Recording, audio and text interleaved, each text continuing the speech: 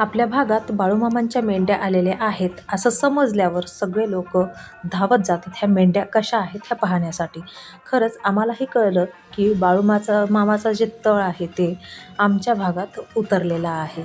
तर ह्या ज्या आहेत ते बाळूमामांच्या मेंढ्या आहेत आणि आम्हाला शेवटच्या दिवशी कळलं की इथे खूप छान दर्शन होत आहे बाळूमामांचं. त्यांचा रथ इथे आलेला आहे. तर आम्ही खूप घाईघाईमध्ये गेलो. आम्हाला मेंढ्यांचंही दर्शन झालं आणि बाळूमामाच्या रथाचंही दर्शन झालं.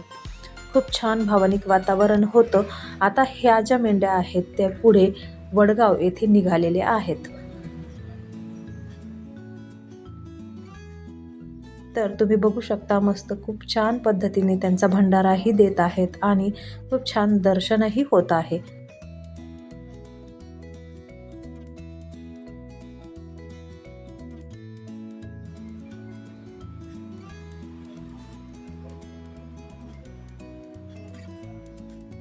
ध्यानीमनी नसतानाही आम्हाला हे आज अचानक दर्शन झाले आहे, कळले आणि आज आम्ही या बाळूमामांच्या रथाचे इथे दर्शन घेतले आणि मेंढ्याही पाहायला मिळाल्या. खूप हजारोंच्या संख्येने ह्या मेंढ्या आम्ही पहिल्यांदा पाहिल्या.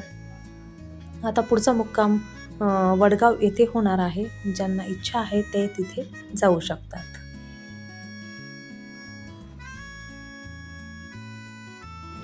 येथे एक घोडासुद्धा ह्यांच्यासोबत असतो. खूप पांढरा शुभ्र असा हा घोडा आहे आणि हा ह्या मेंढ्यांसोबतच असतो. ह्या ज्या टेम्पो दिसत आहेत ह्या टेम्पोमध्ये सुद्धा मेंढ्यांची छोटे छोटे पिल्लं असतात, जे की सगळ्यांसोबत चालू शकत नसतील, त्यामुळे त्यांना गाडीत भरून घेऊन जातात.